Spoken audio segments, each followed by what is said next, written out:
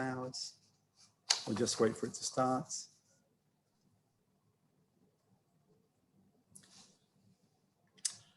Hello, and welcome to this TESOL Career Path Development interview series called Global Voices. The network, more commonly known by its acronym CPD-PLN, is one of the professional learning networks of TESOL International. We are committed to addressing professional development throughout members' careers and promoting intentional efforts to build members' career paths. Focusing on professional excellence, the CPD-PLN looks to provide new resources for teachers in search of direction throughout their career.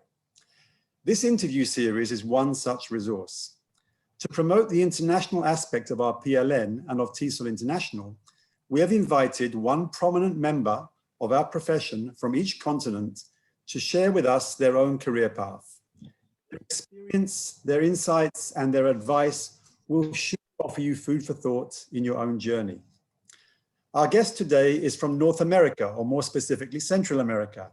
Grazzia Maria Mendoza Chirinos from Honduras, the land of deep waters, I believe.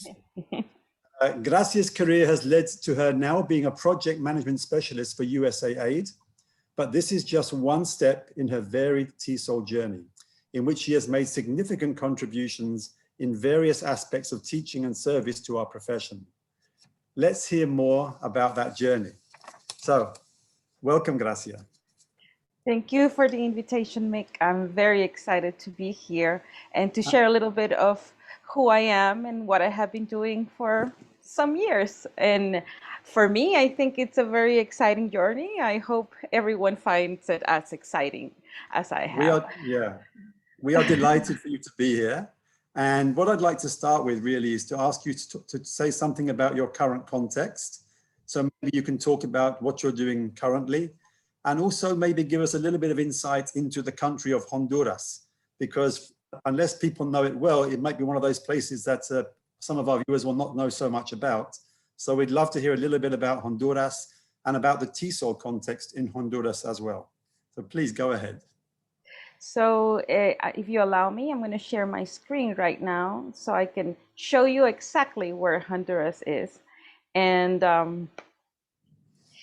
it's my country. I like to say it's in the heart of America, because we're exactly in the middle.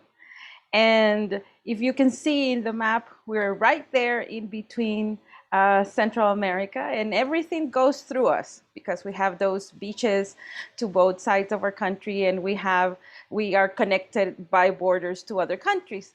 And if you see also here, we have a lot of mountain ranges, there's a lot of nature.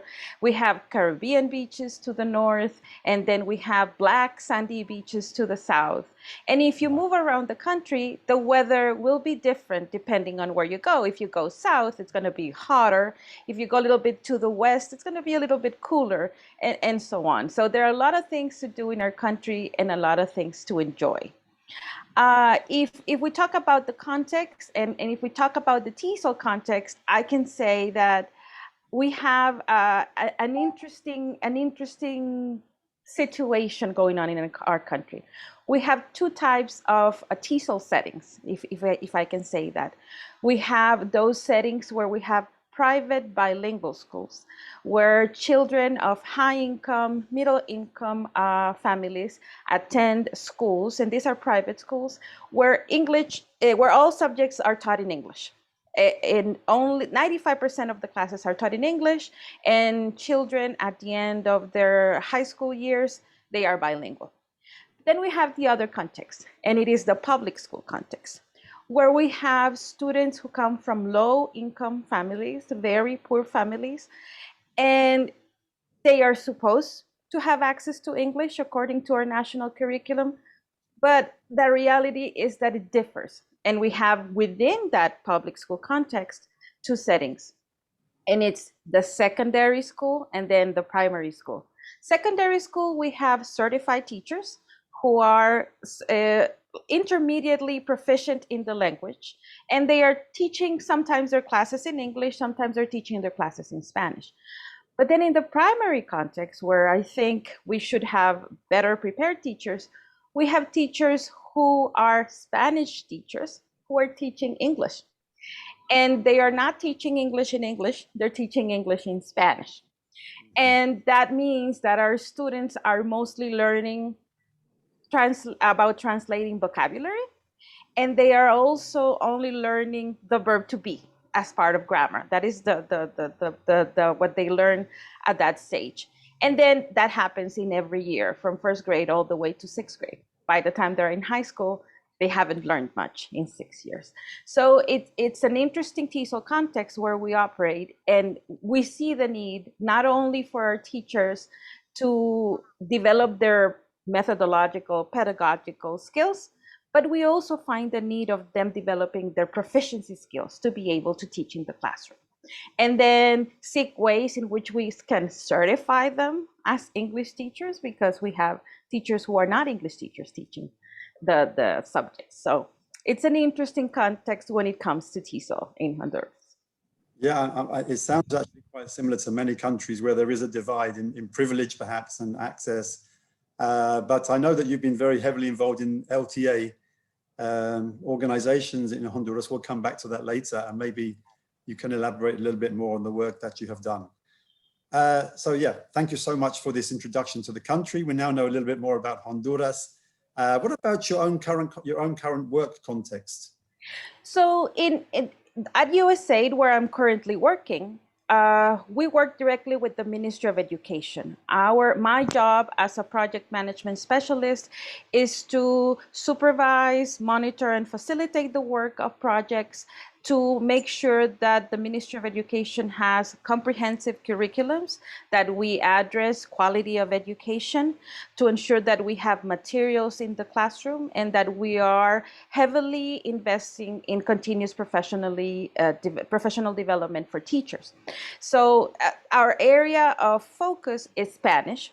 However, we somehow manage to influence the other subjects. We provide guidelines so that the Ministry of Education can follow the same pattern for the other subjects.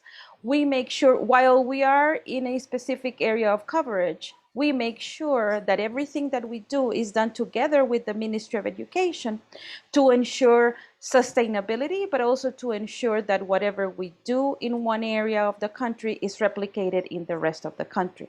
So in Honduras, we call our provinces. In other countries, they're called provinces. For us, they are departments.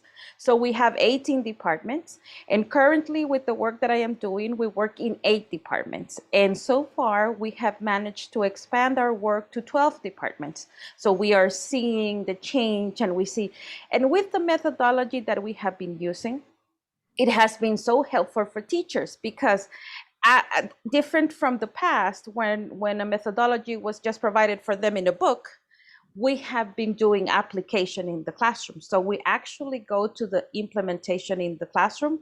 We do not leave it at the training level. We actually go into the classroom. We do a lot of coaching and support supervision, and we are very closely working with them. So at this time, we have been working with 15,000 teachers and around 400,000 children. So we are seeing the impact of this investment, and we think that it is important because we are especially focused in those areas. There are rural areas that are the poorest areas of the country. And while we still have to see improvement in performance of the children, we saw a 3% increase last year, 2019, sorry. But then last year with the pandemic, that is going to be a little bit different this year. But we are hopeful. We remain hopeful even in the challenges, and we see that the work that we're doing is really being effective. Well, it sounds very meaningful. It must be a very satisfying job to do. And of course, you're having a great effect on the teaching of English in your country. So the next thing is to know, how did you get there?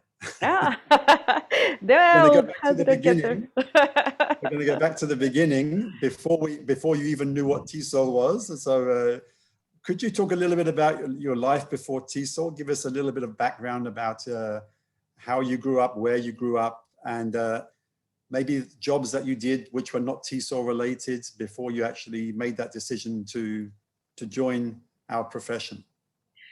So yeah, I don't think I I didn't think that I was going to be a teacher. I remember when I was in fourth grade, my social studies teacher asked us, "What are you going to do when you grow up?" And I said, "I'm going to be a doctor." And that was my goal. Like I was going to be a doctor, and I even enrolled in pre-med and completed 4 years of pre-med. And but when I told him that in fourth grade, he said, "No, you're not going to be a doctor." He said, "You're going to be a teacher." And I said, "No, I'm not going to be a teacher." I was in fourth grade, it's like, what is he talking about? I'm not going to be a teacher. So, well, I graduated high school and everything. I got jobs as a librarian. I was a translator. I was a secretary at one point in time. I worked for human rights. And I was not thinking of being a teacher. And I enrolled in at the university in pre-med. I was completing my fourth year of pre-med, and my mother passed away. And I had to drop out of med school, and I had to start working because I had to support my retired father, my grandmother, and my youngest brother. And suddenly I started getting job offers.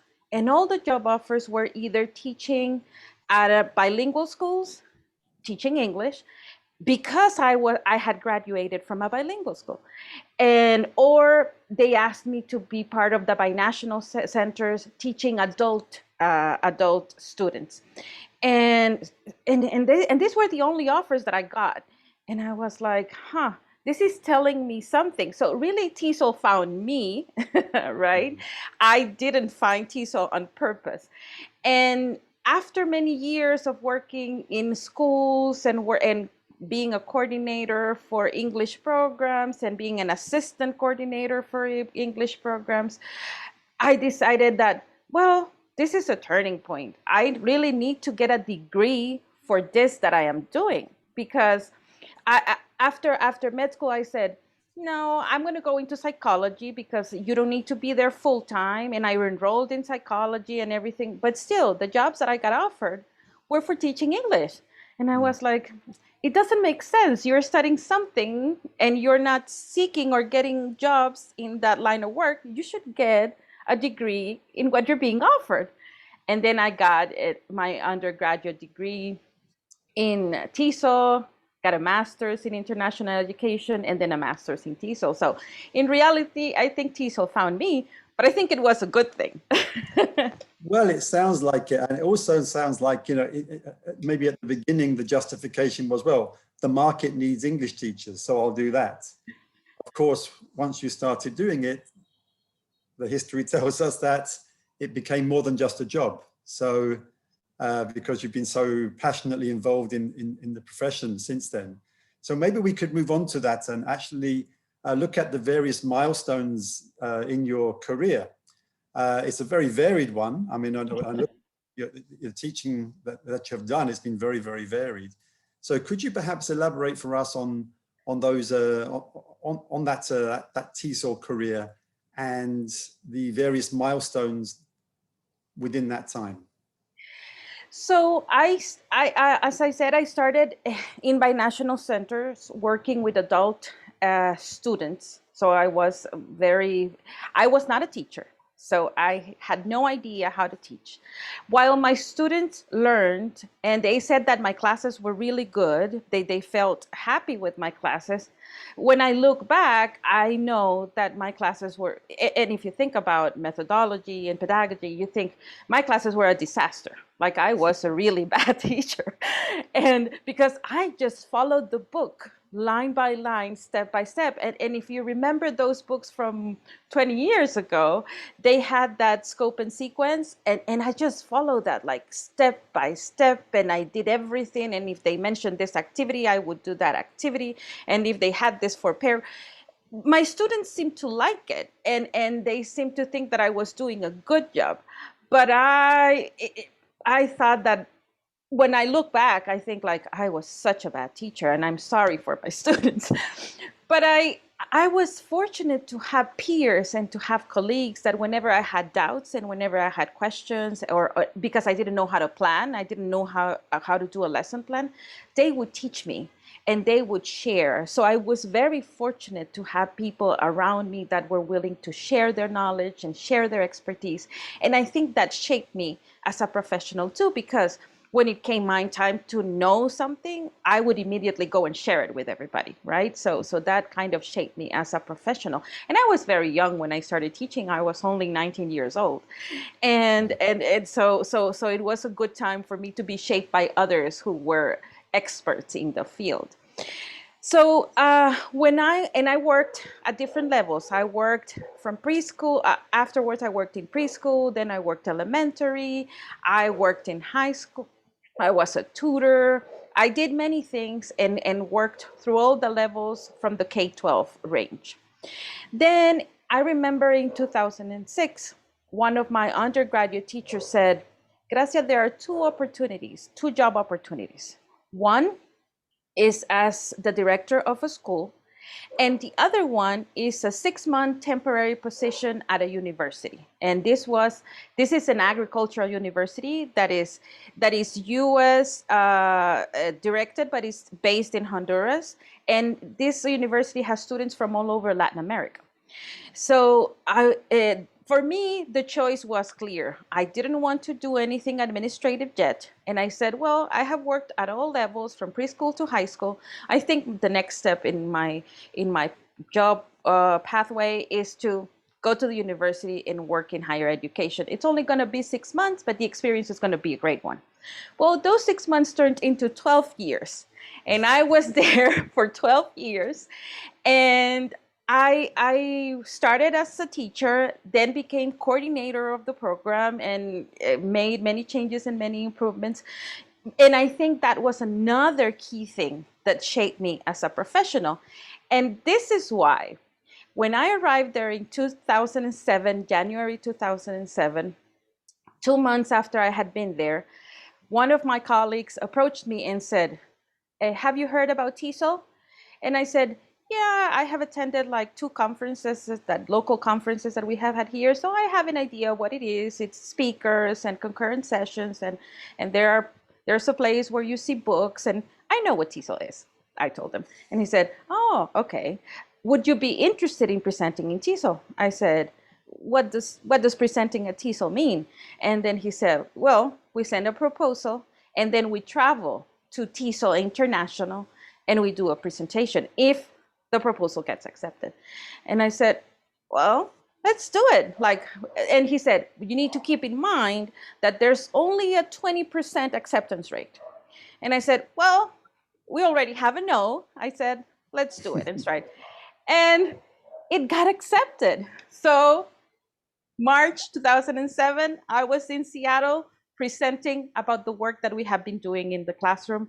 It was, I remember, about student-centered instruction and how to create meaningful learning for students in an agricultural university when they are learning English. So it was incredible. And for me, it was like, wow, now this is TESOL, not the little TESOL that I was used to in Honduras, but this incredible, overwhelming TESOL International, right?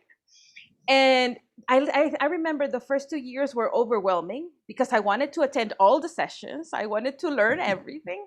And then after the second year, I realized, okay, you need to organize yourself. What do you want to focus on? And my main focus was technology for teaching English. So I started attending the call sessions and I started using all the technology. And I think what was very important for me is that everything that I learned in TESOL, and I had a clear understanding that when people presented, you would not use what they presented exactly as they did it, because that was applicable to their context, but that I needed to come back home and to my classroom and adapt it to my context. And then I would use that to send proposals to TESOL International. And you know what? They got accepted every year. So every year I went back to TESOL International to present again. And I have been fortunate enough to present in all the formats. I presented at the e-village, I presented poster sessions, workshops, etc. So it has been a very interesting journey with TESOL. And I think that also changed some of the views and perspectives I had as a teacher. It allowed me to create more engaging classes with my students, and my students really enjoyed it. And then when I compare my beginnings in adult education and then my time during higher education, I said, you have grown as a teacher. Like, it's different what you're doing now. Now you understand more the process of teaching. So that was an interesting journey for me in that sense. Yeah, it's very interesting listening to you. And uh, I get the sense, and maybe a lot of us feel the same way, that we didn't really have a career plan as such, but just things transpired to give us opportunities. Would that be fair to say? Yeah, exactly. Yeah. I think there were, I think for me, and I think I have been very fortunate in being surrounded by the right people at the right time, right? That could see something in me that maybe I had not seen, and they were ready to encourage me to do things, because I have had a lot of those people around me, people that saw something and they said, you should do this. And I'm like, should I do it? And like, yeah, you should go ahead and do it. And that encouragement, I think it's useful, especially when one is starting their career and we are trying to define ourselves as teachers and who we are in the field. So and what I think, and building on that is like, I was at TESOL 3 years. In 2010, someone from Mex TESOL approached me and said, would you like to present in Mex TESOL? And I said, yeah, that would be fine. Then somebody at TESOL approached me and said, would you like to present at Peru TESOL? And then suddenly I was not only presenting at TESOL International, I was presenting all over Latin America, universities in Latin America. And it was like, wow, and it opened a whole new world for me. It not only meeting new people, but a new perspective academically, right? And you understand, like you were saying, there are many things that are similar everywhere. There are many things that are different, and we need to come together as communities, as teachers, and work together to improve what we do in our field of work. Yeah, I think you're absolutely right. Like, don't work in a silo. Always have people around you who can give you ideas, can encourage you, and also that creates opportunities. I absolutely agree with you there. I wanted to ask you, Gracia, also about your role in the development of professional development in TESOL in Honduras, for example, through HELTA, and then also, of course, your current position on the board of directors of TESOL International. So HELTA came to be. So I started going to TESOL, and then and the U.S. Embassy in Tegucigalpa supported me to go to TESOL the first time, and they helped me like 2 more times to go back, and they saw something in me, and they said, Gracia, we used to have a local group of people who had been affiliated to TESOL for 10 years, from 1984 to 1994. But after 10 years, they didn't create a way to have a succession of leadership. So the same people were working for 10 years, they got tired, right? And in 2012, I remember the U.S. Embassy, through the public affairs section, asked me, Gracia, would you like to reactivate TESOL in Honduras? And I said, that's a lot of work. I would have to do many things, and that means a lot of volunteer hours. And they said, yeah, it would mean that, but we think that you can do it. And I said, well, let me think about it. And then I didn't think about it. And 2 years went by. In 2014, I remember around March, April, the liaison at the public affairs told me, Gracia, this is the last time we're going to ask you. There's a grant that you need to apply to in order to reactivate TESOL in Honduras. And I said, okay, this is the last time they're going to ask me. I need to do this. So, and I said, but what are the odds that I will apply to this grant and I will get it? It's like there were 2,500 proposals that they were expecting, and they got 2,500 proposals for this. And I said, I'm not gonna get this. So I just went and wrote the proposal and everything. We talked about it and we submitted it. Well, it was selected among the 50 proposals that were selected that year. And we started HELTA. And it was great to create this in building on the experiences of the past, because that's something else that I think is important. We need to, whenever we are in our career path, we need to listen to what others have done, take their success, and also understand the areas of opportunity for improvement and make those improvements. So when I met with the group of people that helped me do this, because I didn't do this alone, I told them, well, in the past, the same people were working all the time and they got tired. Now we need to do, and another thing was the conference was only held in the two main cities of the country. So we're going to do two important things with our association, I said. We're going to make sure we have leadership succession. We're going to be mentoring young people to make sure that there's a leadership succession. We're going to leave a very solid association for them to work on and build from. And we're also going to move our conference all over the world, all over the country, sorry. And we started that way. We didn't start with a conference, we started with regional events. And from these regional events, we started creating teams in different parts of the country. So we have 5 teams around the country and then the board at the central level. And what we do is we do regional events during the months to build up to a conference. And we keep doing that. And then we have the annual event.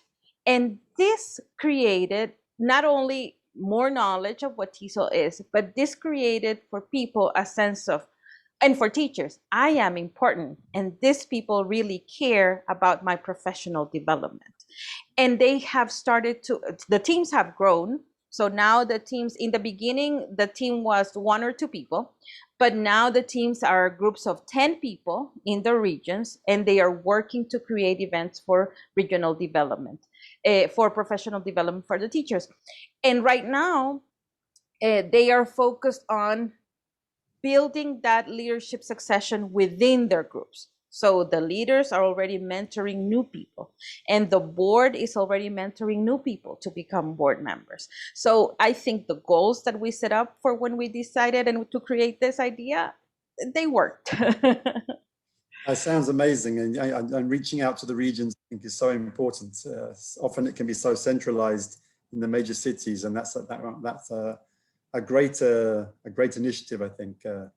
How about and we have had challenges. Oh, sorry, yes. Especially when it's time to bring speakers, because we have been very fortunate that for each conference we have the support of the regional English language officer and the U.S. Embassy.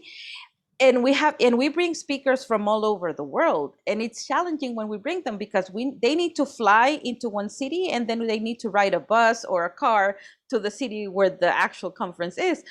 But the speakers have enjoyed it so much because they not only come and do their session, but they get to know the country and they get to know the people. Yeah. So that has been an advantage of that.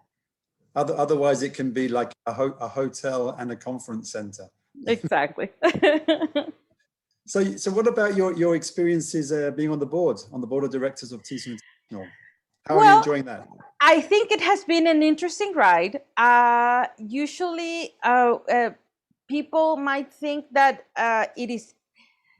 I don't know. Well, I don't know what people think about the board, but I know what I thought of the board is like. It's like you create changes, you do a lot of things very quickly, and it's not. You need to make a proposal. That proposal might be an initiative, and then that change might happen eventually. But it's been interesting in learning a little bit about governance and how things work in a different environment like, for example, the way that we handle our board in Honduras. When I was president of the board of directors in Honduras, or when I was president of the Latin American and Caribbean TESOL group, which is a different dynamic. So the board of directors for TESOL International has a certain strict rules that you need to follow and certain parameters that need to be in place. And it has to do with the fact that a lot of people depend on the decisions that you make. And it's not only about the board as such coming up with great innovative ideas, but it's how do you care for your membership and make sure that you're addressing their needs and meeting their expectations and making sure that you are as inclusive as possible within all the limitations in life, but also how do you take care of the staff that is supporting everything that you do. So it's thinking about many things at the same time and understanding that one decision that you make can affect people either positively or negatively. So it's a huge responsibility. And I knew when I applied, and I always thank Valerie Yakar for telling me, you should apply for the board. And I was like, should I apply for the board? And she said, you should apply for the board. You will be good at the board. And I'm like, And I applied, and again, like the grant, what are the odds that I will be accepted in the board? And I got accepted in my first application. Usually I have heard that people apply like 2 or 3 times before getting accepted. And it was like, oh, and it's like, so somebody saw something in me, and then that becomes a huge responsibility for me. And I really need to make sure that I live up to that expectation. So it's been an interesting ride. I think once again, you're talking about people prompting you and pushing you. And so it's good to have those people around. Otherwise, you wouldn't do the things that you have done. You wouldn't have done them. So that's a good piece of advice, I think, for people. Like, have positive people around you who will prod you and encourage you to go for things. I want to go just very, very briefly to our current context, which has played a role in all of our career paths. A little bit of, some people may say it's a train wreck, the train wreck of COVID. How has it affected you? And so COVID has been interesting. I think COVID has affected me personally. Aside from the inability to travel, my sister and my brother-in-law became infected with COVID. As I was taking care of my sister, I became infected with COVID, but mine was not as bad as theirs. My brother-in-law passed away, and so it was difficult because of that personally. And I think professionally, even though we have had the challenges of not being able to meet face to face, I think it has brought more teachers to our local association because they have come to us, and the way that we have done it a little bit different from other associations. Other associations in the region have done a lot of webinars and a lot of online things.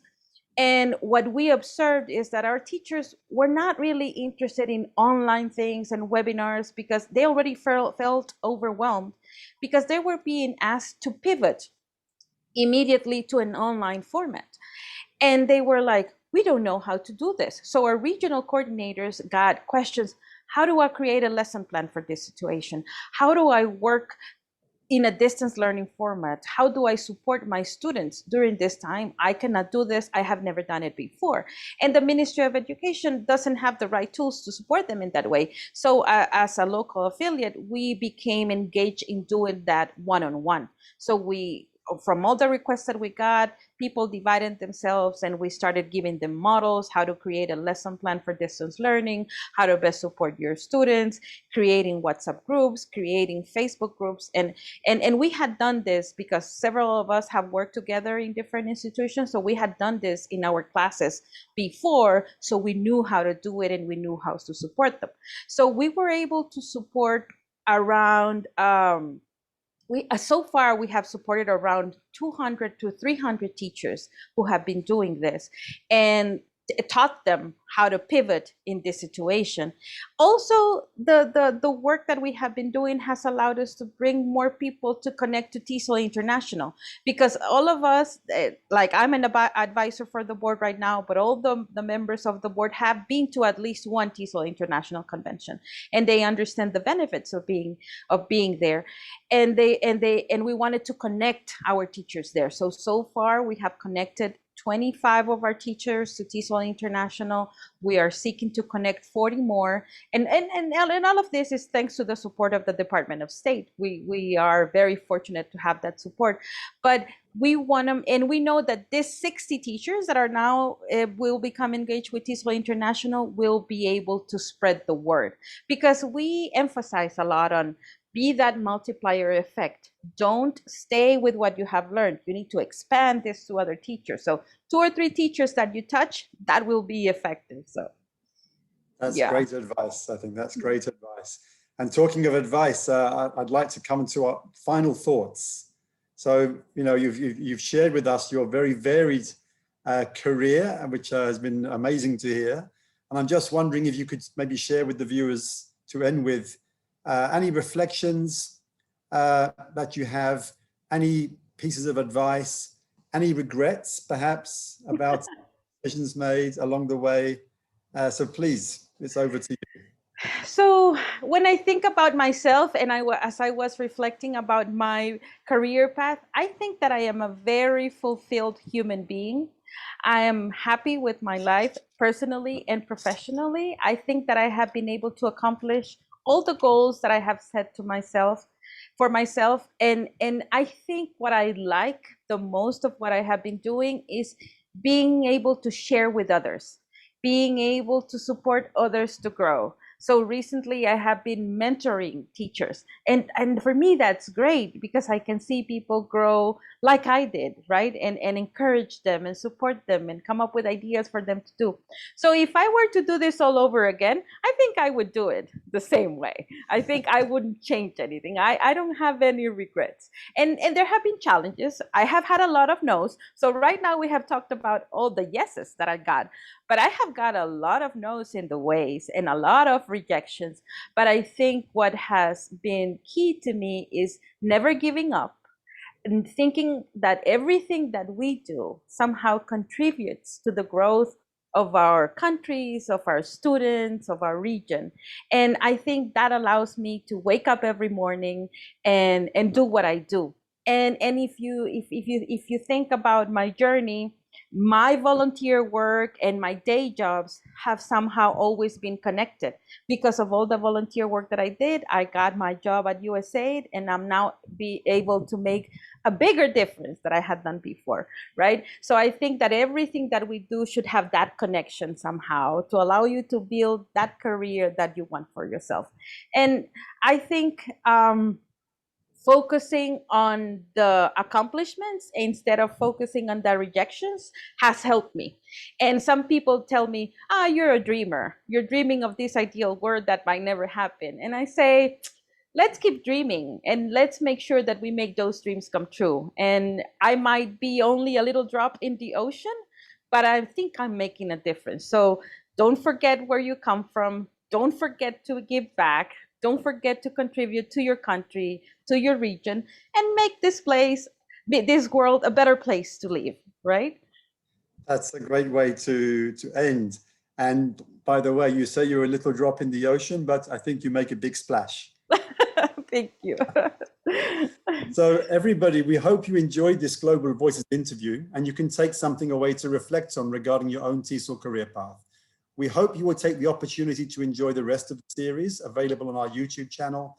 Please do leave a comment if you wish, and do take the chance to hear the other stories from around the world, from people who have made an indelible impact on our profession. Thank you very much, Grazzia, and thank you everybody for tuning in, and we wish you all the best in your own career path.